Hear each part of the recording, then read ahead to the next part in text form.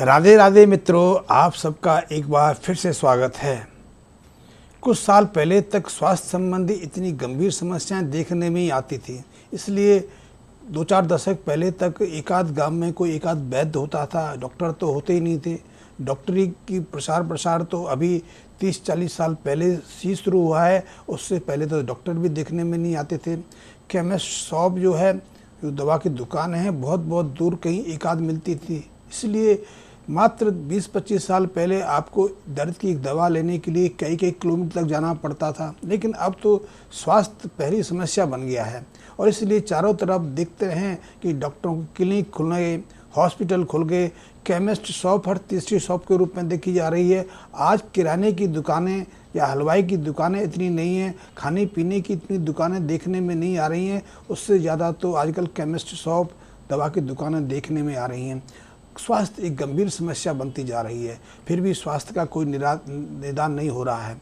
और अब एक नई समस्या भी मैं आपको बता दूं, वो समस्या भी बहुत सहज भी है और सरल भी है, क्योंकि पहले ये लोग प्राकृतिक ज़िंदगी जीते थे, खान पीन सहज था। और सबसे बड़ी चीज़ है कि आहार में गाय के जो पंचगव्य हैं उनका प्रथम स्थान होता था। हम बच्चों को जन्म के शुरुआत से ही गाय के पंचगव्यों का सेवन कराना शुरू करते थे, इसलिए उनका शरीर भी स्वस्थ रहता था। शरीर का और मन का विकास, मन और बुद्धि का विकास सहजता से हो जाता था। इसलिए ना तो शरीर की कदकाठी को लेकर कोई चिंता होती थी, ना फिर मानसिक बुद्धि को लेकर। इसलिए बच्चे सहजता से तीव्र बुद्धि होते थे, सहजता से किसी चीज़ को समझ लेते थे, हर समस्या का निदान खोजने में सक्षम थे। अब आप कहोगे कि आज से कुछ वर्ष पहले तो स्कूल नहीं थे, कॉलेज नहीं थे, आधुनिक साइंस नहीं थी, तो फिर मैं इतनी तीव्र बुद्धि बच्चों के बारे में कैसे कह सकता हूँ। तो ये कुछ कालखंड ऐसा रहा है जब हमारा शिक्षा तंत्र ध्वस्त हो गया, नष्ट हो गया। उससे पीछे लौट जाएं तो मैं भारत के शिक्षा तंत्र को कहूँगा, शायद आप भी देख लें, हमारे चारों तरफ ऐसे आज भी भग्नावेश में कई अस्तित्व खड़े हैं, हजारों अस्तित्व खड़े हैं जो अपनी वैज्ञानिक निपुणता का प्रमाण दे रहे हैं। उन भवनों को देखें, उन ग्रंथों को पढ़ें, उन ग्रंथों पर आप प्रयोग करें तो आप निश्चित रूप से विस्मित हो जाएंगे कि आज से कुछ सौ साल पहले हम इतने विद्वान थे, शिक्षा के क्षेत्र में इतने ऊपर थे। तो उसका एकमात्र कारण है कि हमने गाय को अपने जीवन का अंग बना लिया था। अब एक नई समस्या भी पैदा हो रही है, उस समस्या को लेकर भी आज का युवा वर्ग बहुत परेशान है। वो है अपनी हाइट को लेकर, अपनी लंबाई को लेकर। लंबाई घट रही है, इसलिए अब चारों तरफ देखने में आ रहा है कि युवाओं की उतनी कदकाठी नहीं देखने में आती है, उतनी हाइट नहीं देखने में आती है जो 3 या 4 दशक पहले को में देखने में आती थी। अब बच्चों की हाइट निरंतर घटती जा रही है, लड़कियों की हाइट घटती जा रही है, और हाइट घटने के कारण उनके सामने समस्या भी खड़ी हो रही है। वो अपनी पर्सनैलिटी को लेकर भी परेशान हो रहे हैं, और कई ऐसे क्षेत्र हैं जहाँ उनका चुनाव नहीं हो पा रहा है, जहाँ उनका सिलेक्शन नहीं हो पा रहा है। तो अपनी हाइट को लेकर भी युवा वर्ग बहुत परेशान है। लेकिन इसका सहज साधारण सा उपाय है, और ये अनुभूत उपाय है, क्योंकि सैकड़ों सालों के अनुभव हैं कि यदि हम उस उपाय को अपनाएंगे तो निश्चित रूप से हम अपनी हाइट में वृद्धि कर पाएंगे। पहले एक परंपरा थी, परंपरा ये थी कि गोष्ठ कहते हैं, या गायों को रखा जाता है, या गायों की सेवा की जाती है। गायों का सेवाश्रम कह सकते हैं, गायों को घर कह सकते हैं, या गायों का लालन पालन होता है, उसको गोष्ठ बोलते हैं। तो गोष्ठ में पहले गाय को रखी जाती थी, वहाँ चारा पानी भी दिया जाता था, और उसी में जाके उसको दूध निकाला जाता था, उसका दोहन किया जाता था। और दोहन का कार्य तो स्त्रियाँ करती थी।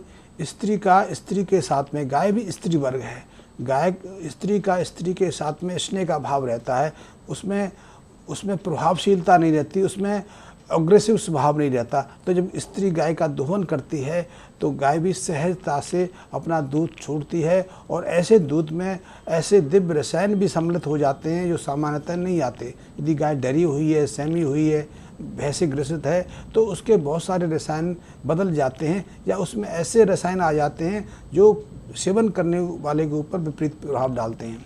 तो गाय का दोहन स्त्री करती थी। तो स्त्री, एक चीज़ आपने देखी होगी, शायद यदि आप 40-50 साल के ऊपर के हों और गांव से आपका संबंध रहा हो, तो आपने देखा होगा कि स्त्री प्राय अपने बच्चों को अपने साथ गोष्ठ ले जाती थी, या गाय रखी जाती थी, उस स्थान ले जाती थी।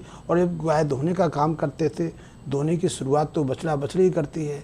जब गाय के थनों को धो दिया जाता है तो जो गाय के बच्चे हैं, चाहे बछड़ा है या बछड़ी, अपना मुंह लगा के उसको उसको शुरू करती है।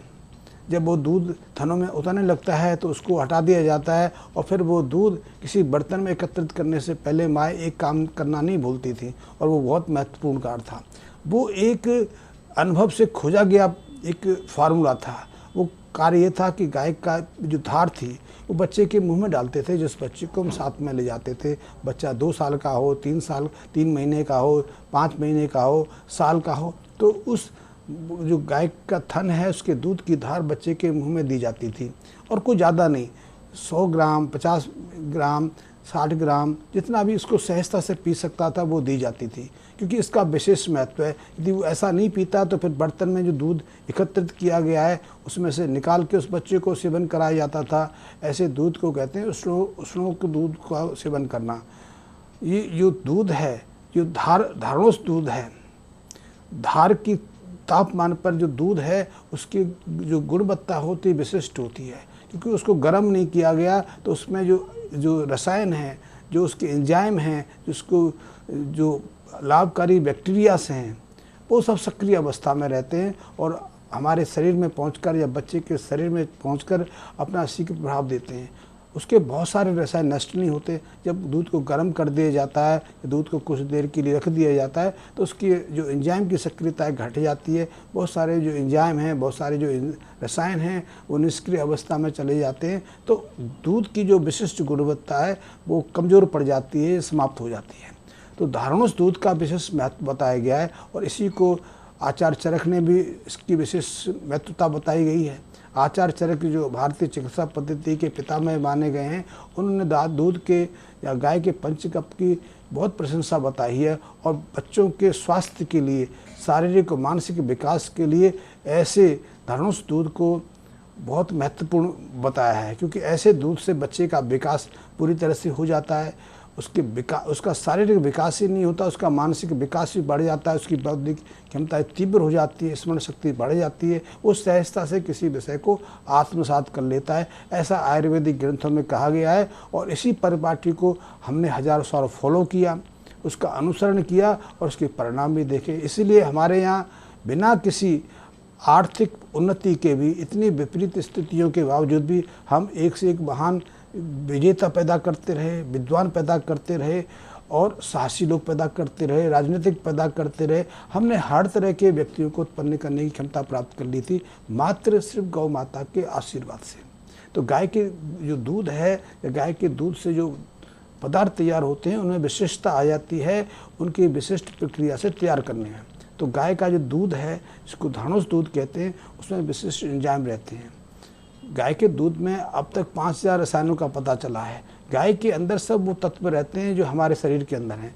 हमारे शरीर के अंदर जो तत्व हमें स्वस्थ रखते हैं, निरोगी रखते हैं, हमारे शारीरिक मानसिक विकास में सहयोग देते हैं, और वही रसायन गाय के दूध में भी रहते हैं, गाय के शरीर में भी रहते हैं। लेकिन यदि गाय के दूध को धोकर उसको गर्म कर लिया जाए, कुछ देर रख दिया जाए, तो उसके बहुत सारे उपयोगी रसायन निष्क्रिय अवस्था में चले जाते हैं, वो अपना पूरा काम नहीं करते। तो ऐसे में छोटे बच्चों को जब धारणों दूध का सेवन कराया जाता है तो उनका शरीर विकास भी होता है, क्योंकि ऐसे दूध में जो धार का दूध है, जो गाय के जो शारीरिक तापमान पर अभी है, उसमें बहुत सारे रसायन ऐसे होते हैं जो सक्रिय अवस्था में रहते हैं। उसमें ग्रोथ हार्मोन्स भी रहते हैं, उसमें मन को प्रसन्नता देने वाले, संतोष देने वाले, उत्साह देने वाले, उमंग प्रदान करने वाले, आत्मसंतुष्टि प्रदान करने वाले कई रसायन रहते हैं। तो गाय उस अवस्था में वो संतोष भाव में रहती है, क्योंकि उसका गाय का दूध दोहने का कार्य स्त्रियाँ करती हैं। स्त्रियों से स्त्री को किसी तरह का भय नहीं रहता, एक मित्रता का भाव रहता है। तो ऐसे में गाय अपने सभी जो उपयोगी रसायन है दूध में छोड़ती है, और ऐसे दूध को जब कोई बच्चा सेवन करता है तो उसमें बहुत सकारात्मक प्रभाव पड़ता है। ग्रोथ हार्मोन्स भी अपना काम करते हैं। अब आप कहोगे ग्रोथ हार्मोन गाय का मनुष्य पर कैसे प्रभाव कर सकता है, तो ये बात तो अब आधुनिक साइंस भी, आधुनिक चिकित्सा विज्ञान भी स्वीकार करने लगी है कि गाय का हमारे साथ बहुत ज़्यादा सौम्य संबंध है। जो दिव्य गुण गाय के शरीर में है, जो रसायन गाय के शरीर में है, वही रसायन हमारे अंदर हैं। इसीलिए तो गाय की जो इंसुलिन है हम सीधी तरह प्रयोग कर लेते थे। अभी तो गाय के इंसुलिन की ज़रूरत नहीं पड़ती है, लेकिन सैकड़ों साल तक हमारे जो डायबिटिक रोगी थे गाय के इंसुलिन के सारे जिंदा भी रहे, स्वस्थ भी होते रहे, चाहे ये चाहे ये गाय को कष्ट देने का कार्य था, लेकिन करते भी रहे। हम में से बहुत लोग होंगे जो डायबिटिक हैं और वो गाय के इंसुलिन का प्रयोग करते हैं, हम जानते नहीं कि वो स्रोत क्या है। तो ऐसे गाय के बहुत सारे रसायन हैं। आप ताकत का कैप्सूल लेते हैं, बहुत सारे इंजेक्शन लेते हैं, बहुत सारे टॉनिक्स लेते हैं, तो वो स्रोत क्या है? वो भी तो गाय के खून से निकलता है, गाय के पित्त से आता है। क्योंकि गाय के पित्ताशय से, गाय के लीवर के एक्सट्रैक्ट से या गाय के खून से उनको तैयार किया जाता है। तो गाय के रसायनों में और मनुष्य के रसायन में बहुत साम्यता है, बहुत सहजता है, बहुत एक दूसरे के नज़दीक हैं। तो मनुष्य के शरीर में वो सहज उपयोगी हो जाते हैं। लेकिन मैं तो खून सेवन करने के लिए नहीं करा, मैं उन रसायनों को सेवन करने के लिए नहीं करा जो पीड़ा देकर या उसको मार के प्राप्त किए जाते हैं। जो गाय का जो दूध वो सहजता से देती है, वो अपने शिशु के लिए भी देती है और हमारे लिए देती है। और ऐसे दूध का यदि किसी बच्चे को, जिसकी हाइट नहीं बढ़ रही हो, जिसकी हाइट रुक गई हो, जिसकी लंबाई में बाधा आ रही हो, ऐसे बच्चे को ऐसे दूध का सेवन कराने से उसकी जो हाइट है, उसकी जो लंबाई है, फिर समान रूप ग्रहण कर लेती है और मानसिक बुद्धि का विकास भी हो जाता है। यदि आपके बच्चे की हाइट में कमी आ रही है, आपको लगता है उसकी हाइट सामान्य नहीं है, वो ठिकना होता जा रहा है, या उसके कदकाठी में किसी तरह की परेशानी आ रही है, या उसकी मानसिक विकास सहजता से नहीं हो पा रहा है, उसकी निर्णय लेने की क्षमता सीमित है, स्मरण की रखने में बाधा आ रही है, तो ऐसे बच्चों को यदि आप ऐसे धनुष दूध का सेवन कराएंगे तो निश्चित रूप से उसके लंबाई में वृद्धि होगी, वो रुकी हुई लंबाई को भी प्राप्त कर लेगा और उसकी बौद्धिक क्षमता भी तीव्र होती चली जाएगी। तो ये बहुत अद्भुत प्रयोग है। इसलिए बहुत सारे मित्र अपने बच्चों को लेकर, अपनी संतान को लेकर परेशान रहते हैं कि उनकी हाइट कम रह गई है।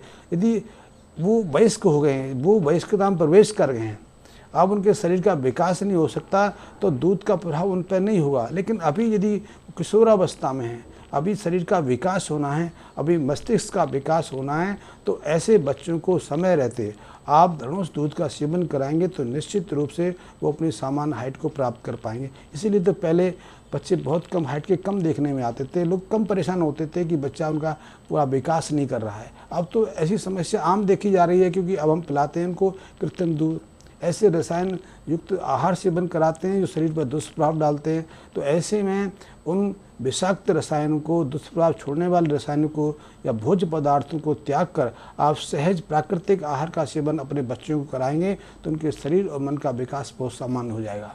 तो यदि हाइट कम लगती है तो छोटे बच्चों को अभी से आप, या फिर उनको पूर्ण शारीरिक विकास देना है, उनका विकास रुके ना, वो अपने सामान्य आकार को प्राप्त कर सकें, तो आप तीसरे चौथे महीने से बच्चे को अपने गोष्ठ में ले जाकर, यहाँ आपने गाय रखी है वहाँ उसको ले जाके उसकी धार का सेवन कराना चाहिए, या फिर धार को किसी गिलास में लेकर, किसी बर्तन में लेकर उस दूध का अपने बच्चे को सेवन कराना चाहिए। उस दूध में थोड़ी मिठास भी रहती है, थोड़ी गर्माहट भी रहती है, वो सहज पचनी भी है।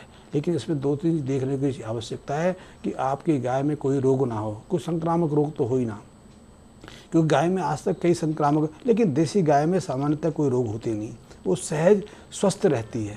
तो यदि आपको अपने बच्चे को स्वास्थ्य देना है, पूरा शरीर विकसित हो, बौद्धिक क्षमता का विकास हो, तो एक काम आप करके देखिए।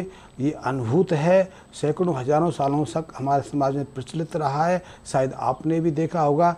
यदि आप 50 साल से ऊपर के हों और आपका संबंध गांव से, देहात से रहा हो, तो आपने देखा होगा कि आपके माँ, आपके पिताजी जब अपने गोष्ठ में जाते थे, भैंस गाय के स्थल पर जाते थे, तो अपने साथ बच्चों को भी ले जाते थे। धीरे धीरे प्रथा लोप हो गई, लेकिन पहले तो हजारों साल तक ये परंपरा चलती रही, और उसी परंपरा के कारण हम एक से एक महावीरों को, विजेताओं को, तीक्ष्ण बुद्धि वाले विद्वानों को और अद्भुत शास्त्र विज्ञान का सृजन करने वाले लोगों को जन्म दे पाए। तो यदि आप इसका प्रयोग करेंगे तो निश्चित रूप से आपको लाभ होगा, और यदि आपका कोई अनुभव सकारात्मक हो तो मुझे अवश्य सूचित करें। धन्यवाद मित्रों।